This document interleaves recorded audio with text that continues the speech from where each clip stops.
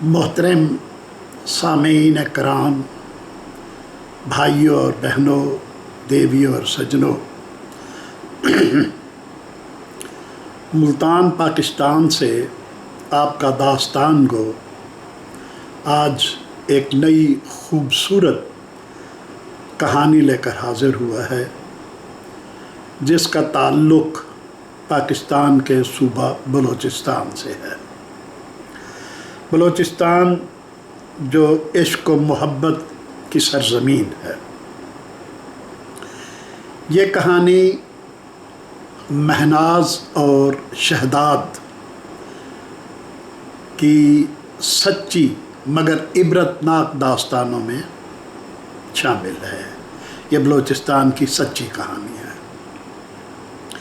इस कहानी का दौर 15वीं सदी के अवाखिर और कुछ हद तक 16वीं सदी के आगाज़ में बनता है, जब सरदार मीर शाकिर ख़ान रिंद बलूचिस्तान में चाकर आज़म की हैसियत से हुकूमत कर रहे थे और सिब्बी उनका पाया तख्त यानी दारुल हुकूमत था। ये दौर तकरीबन अकबर आज़म का दौर बनता है। मुग़ल शहनशाह अकबर आज़म मीर शहदाद जो है वो सरदार चाकर ख़ान रिंद चाकर आज़म का बड़ा बेटा था, जिसकी आज हमारी कहानी है मीर शहदाद ख़ान। वो न सिर्फ़ एक जांबाज और जंगजू बलोच सिपाही था, बल्कि इल्मी, अदबी और दीनी शख्सियत भी था। उसने अपने वालिद के साथ कई मारकतुल आरा खिदमात सरअंजाम दी, कई जंगों में हिस्सा लिया और फतूहात हासिल की। मुग़ल शहनशाह हुमायूं को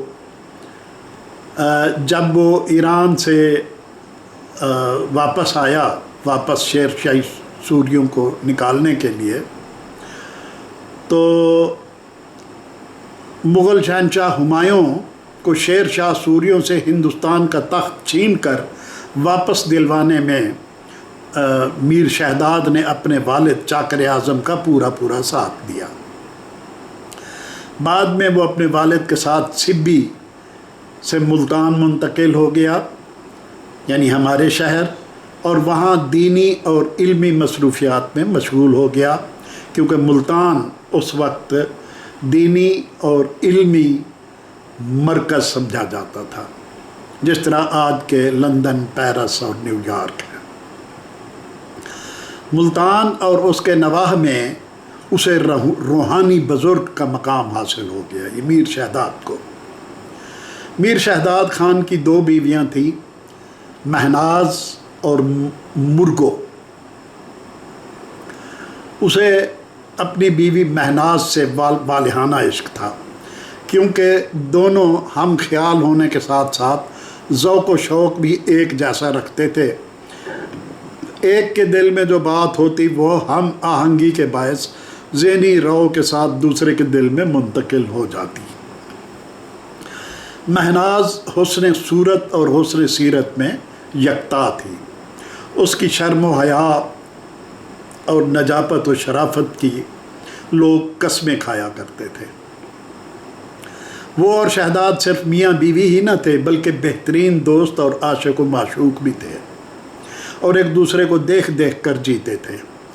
उनकी इस कुर्बत और हम मिजाजी से दूसरी बीवी मुर्गो बहुत हसद करती थी, और यही इस कहानी का अलमनाक पहलू है। मुर्गो का हसद एक कुदरती अमर था, कोई कुदरती बात थी।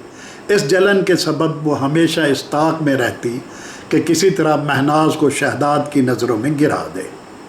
चुनाचे वो अपनी जगह मंसूबे बनाती रहती कि किसी तरह से महनाज पर शहदाद का अताब नाजिल हो।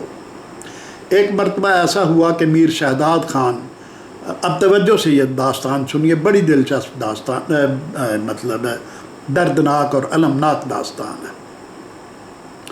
ایک مرتبہ ایسا ہوا کہ میر شہداد شکار کھیلنے کے لیے کہیں باہر دور دراز کے علاقے میں گیا ہوا تھا کہ اس کا ایک خاص دوست میر عمر مہمان بن کر اس کے یہاں آ ٹھہرا۔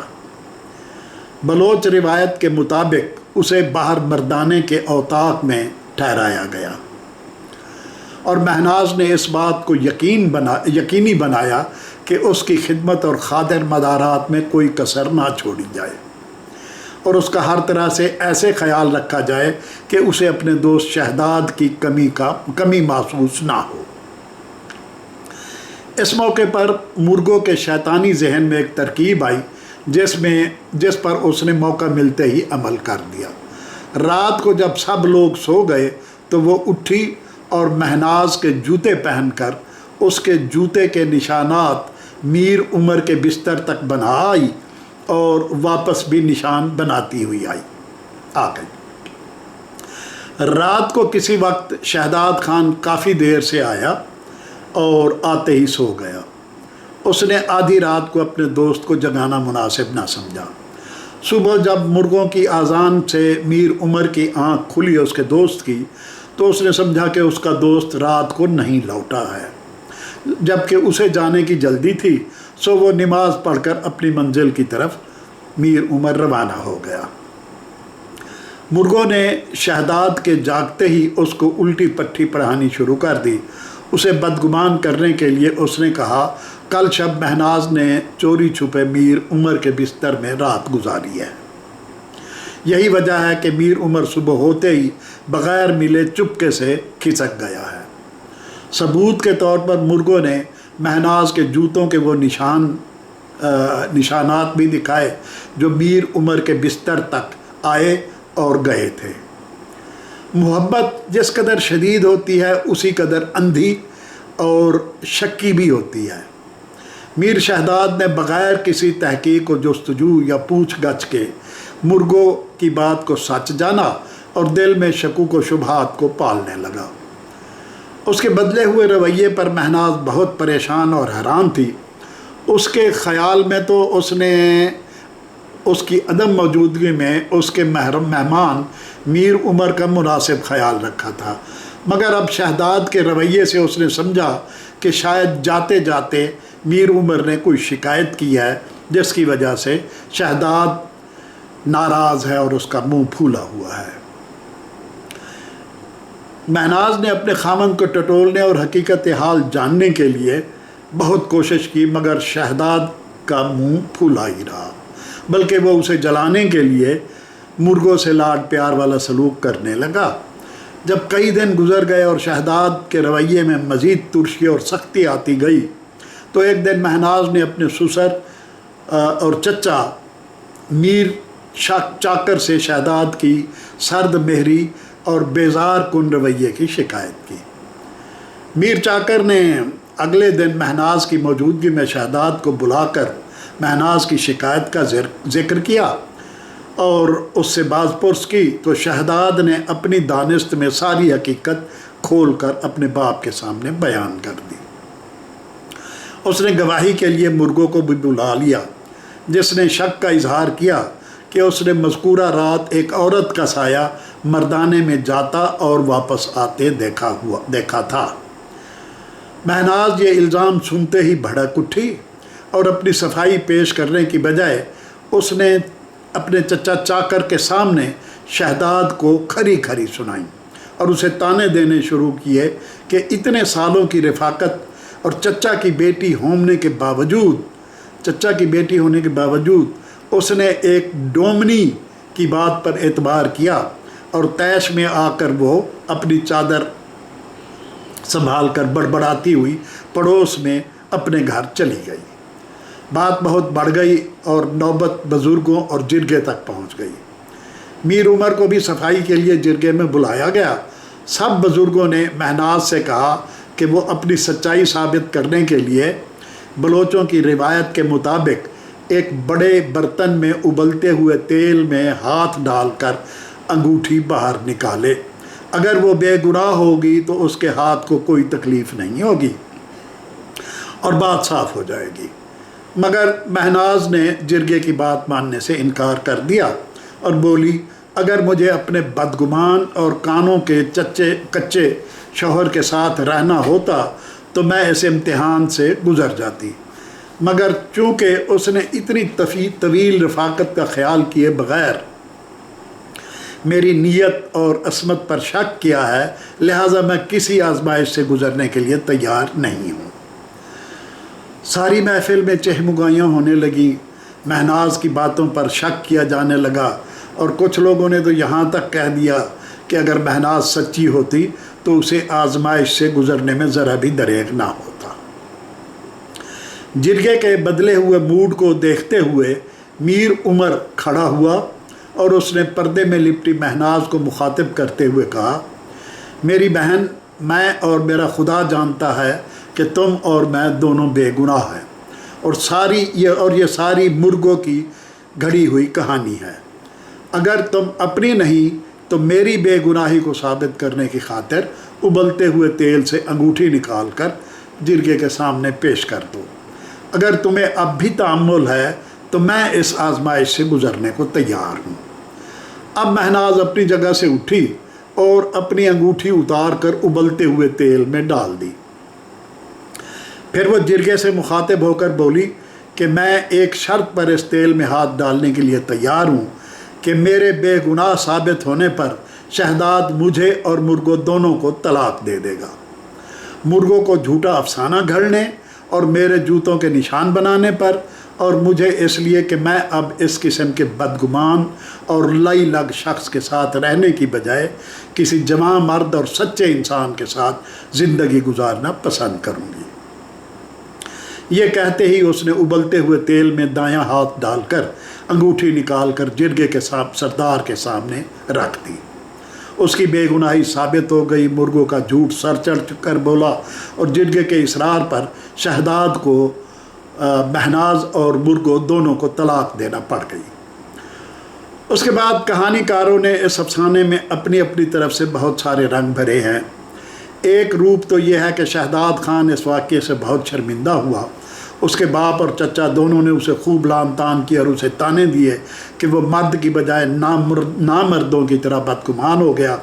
अपने दुख और गम का इजहार उसने अपने गीतों और शायरी में किया और वो नज़्म महनाज को भेजकर माफ़ी का तलबगार हुआ।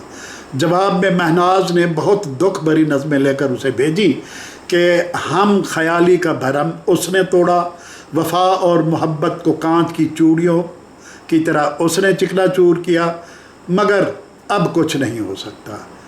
उसे ज़िंदगी एक भरोसे के काबिल शख्स के साथ गुजारनी है। कहानी का दूसरा रंग यह है, और यही ज़्यादा काबिल एतबार है, कि इद्दत गुजरने के बाद महनाज ने मीर उमर को शादी का पैगाम भेजा और जो उसने कबूल कर लिया। फिर मीर उमर ख़ुद तो अपनी पहली बीवियों के साथ अपने गांव रहता रहा, मगर उसने महनाज को शहदाद के घर के ऐन सामने एक शानदार हवेली बनवा दी और ख़ुद भी महीने में 2 बार चक्कर लगा जाता। कहानी का एक तीसरा पहलू भी है।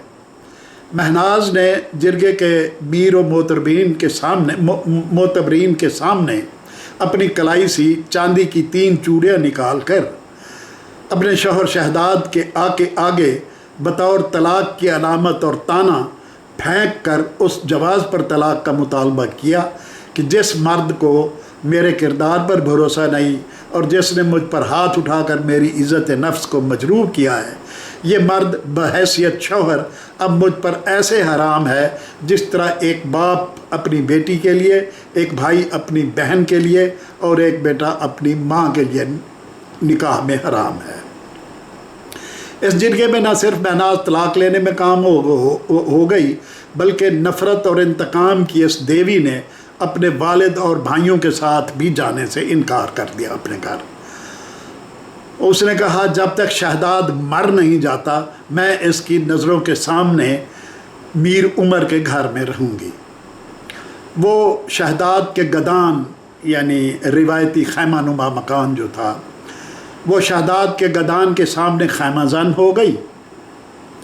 शिद्दत एहसास गुनाह और पछतावे की तपिश से पिघलते शहदाद को महनाज ने ذہنی اور جذباتی اذیتیں دے دے کر مرنے پر مجبور کر دیا۔ مذکورہ ناقابل یقین موقف 15ویں صدی کی ایک ایسی گھریلو خاتون کا نقطہ نظر ہے جس کی سوچ و ہمت کی آبیاری اس کی زمین یعنی بلوچستان کی زمین اور قومی روایات و اقدار نے کی ہے۔